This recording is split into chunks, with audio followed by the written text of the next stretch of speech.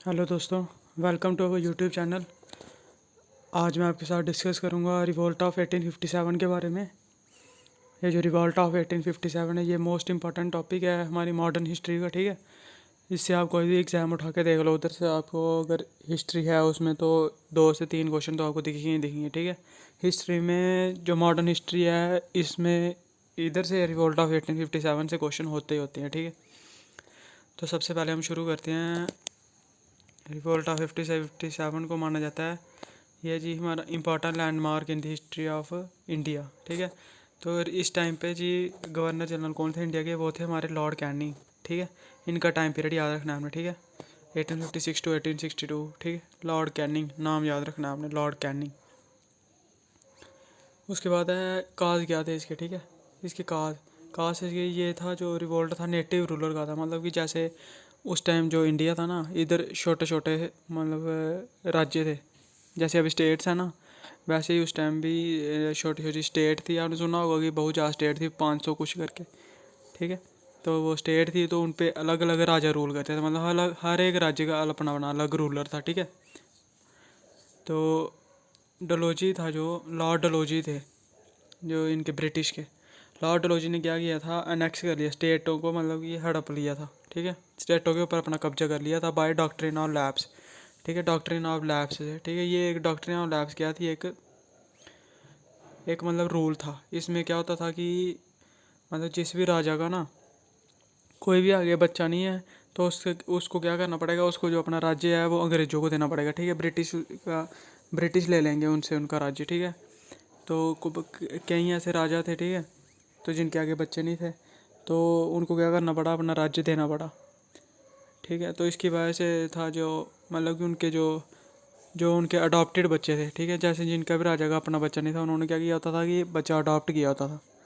तो जो भी अडॉप्टेड बच्चे थे उनके, जैसे तात्या ये हो गया, रानी झांसी, तात्या टोपे, इन्होंने रिवोल्ट कर दिया था। ठीक है, अंग्रेज़ों के खिलाफ कि जो प्रॉपर्टी है जो भी राजा की वो हमें मिलनी चाहिए। ठीक है, अंग्रेज़ों के पास नहीं जानी चाहिए, इसलिए इन्होंने इनके खिलाफ रिवोल्ट किया था। ठीक है, इसके बाद सेकंड रूल आ जाता है। और इन्होंने पता क्या किया था, जो ये रूलर थे ना, जैसे कि रूलर जो रिटायर हो जाते हैं, जो बड़े बड़े राजा थे, इनसे क्या किया था, मतलब कि इनकी पोजीशन भी छीन ली थी और इनको पेंशन भी नहीं देते थे। ठीक है, जैसे इंडिया के रूलर थे बहादुर शाह, मतलब कि इसको कहा था कि अब या राजा नहीं, और राजा भी निकाल दिया था इनसे।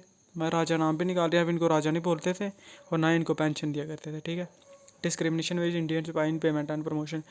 और जो इंडियन आर्मी थी, इसमें इंडियन आर्मी में इनके साथ डिस्क्रिमिनेशन की जाती थी। ठीक है, इनको एज़ कम्पेयर टू ब्रिटिश जो फोर्सेस थी उनसे पेमेंट भी कम दी जाती थी और इनको प्रमोशन भी नहीं मिलता। ठीक है, इनको मतलब कि छोटी पोस्ट पे रखा जाता था, जो हाई पोस्ट थी उस पर ब्रिटिश ही रहते थे। ठीक है, उसके बाद उस टाइम पे और क्या था इसका मेन रीज़न, जो लोगों की सोच थी वो ऑर्थोडॉक्स पुरानी थी और कंजर्वेटिव थे लोग। ठीक है, क्रिश्चियन मिशनरीज की एंट्री हो गई थी, मतलब कि जो ब्रिटिश थे, ब्रिटिश की जो क्रिश्चियन मिशनरीज थी, तो मतलब कि लोग बाहर जाते थे और इंडियन इनको मतलब कि ब्रिटिश के बारे में, क्रिश्चियनिटी के बारे में बताते थे। ठीक है, कि उनकी अच्छाइयाँ बताते थे और लोगों को प्रमोट करते थे कि आप इसमें क्रिश्चियनिटी में कन्वर्ट हो जाओ। ठीक है, ऑफ़र दिया करते थे लोगों को कि आप अगर इसमें क्रिश्चियनिटी में कन्वर्ट हो गए तो आपको ये फ़ायदे देंगे हम। ठीक है, और क्या हुआ था कि अबॉलिशन ऑफ सती।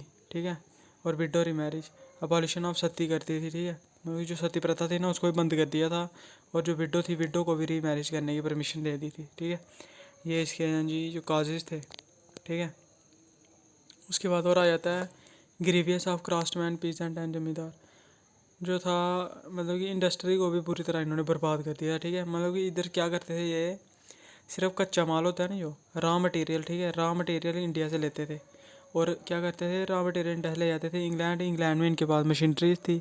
ठीक है, ब्रिटेन में इनके पास मशीनरीज थी, वहाँ से क्या करते थे, जो सामान बना के ले आते थे और इंडिया में वो बेचते थे हैवी प्राइस में, बहुत ज़्यादा प्राइस में बेचते थे। ठीक है, मतलब रॉ मटेरियल भी इधर से ही ले जाना और फिर सामान उधर से बना के लाते थे और इंडिया इन मार्केट में हैवी प्राइस में बेचते थे।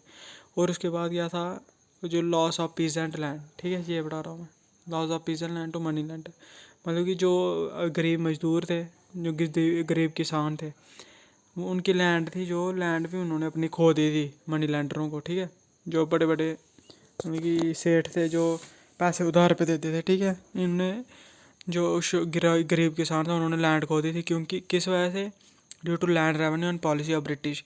मतलब कि ब्रिटिश ने टैक्स ही इतना ज़्यादा लगाया होता था कि वो पे ही नहीं कर पाते थे, ठीक है। उसी वजह से उनको लोन लेना पड़ता था, और फिर ना ही लोन दे पाते थे तो उसी वजह से जो मनी लैंडर उनकी लैंड ले लेता था, ठीक है। और इसका जो ये इमीडिएट काज है ना, इमीडिएट काज माना जाता है मिलिट्री काज, ठीक है। इसमें क्या हुआ था, इंट्रोडक्शन ऑफ इनफील्ड राइफल, ठीक है।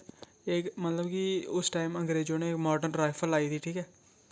राइफ़ल आई थी एक, इसमें क्या था कि इधर ऊपर होता है ना, जैसे इसको क्या करना पड़ता था, ये जैसे इसको मुंह से खींचना पड़ता था, ठीक है, फिर ही गन लोड होती थी, ठीक है। इसको मुंह से खींचना पड़ता, और ये था जो ये चमड़े का बना था, ठीक है। और आप जानते ही हो कि जो मतलब कि हिंदू थे तो उनको बोला जाता था कि ये गाय के चमड़े का बना है, मतलब उनके सेंटिमेंट को हर्ट करने की कोशिश की जाती थी, ठीक है। और जो मुस्लिम थे उनको बोलते थे कि ये सूअर की चमड़ी से बना है, ठीक है।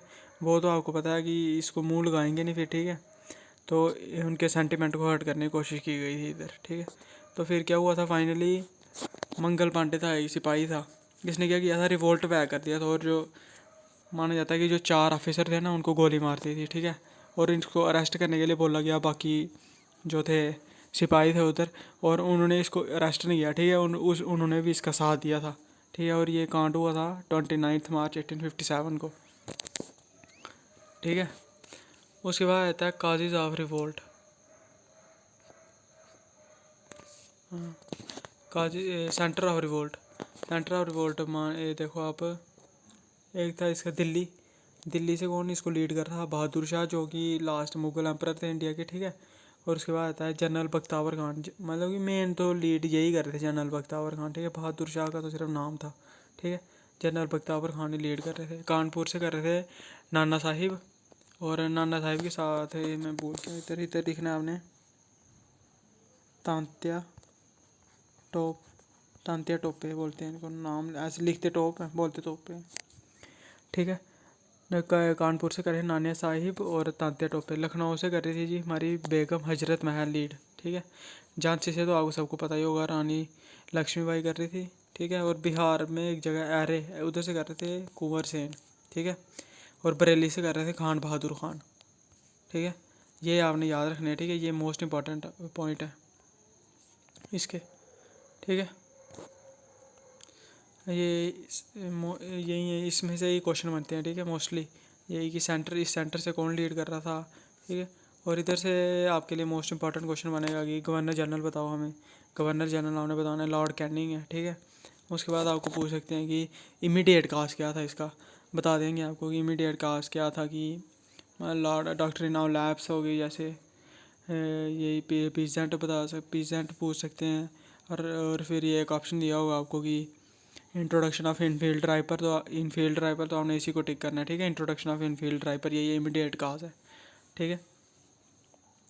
उसके बाद आपको पूछ सकते हैं डॉक्ट्रिन ऑफ लैप्स से किससे रिलेटेड है, तो वो आपने बताना है कि जो प्रॉपर्टी थी वो मतलब लॉर्ड डलहौजी ने जो प्रॉपर्टी थी वो नेक्स्ट कर दी थी बहुत से स्टेट के रूलरों की, ठीक है, जिनके आगे भी बच्चे नहीं थे अपने, ठीक है। यही इंपॉर्टेंट क्वेश्चन बनते हैं इसके रिवोल्ट ऑफ 1557 के। और मैं कोशिश करूँगा कि आपके लिए इसके मल्टीपल टाइप ले आऊँगा एक दिन, ठीक है। तो थैंक यू दोस्तों, हमारे चैनल के साथ बने रहें और सब्सक्राइब करते रहें ज़्यादा से ज़्यादा। Thank you.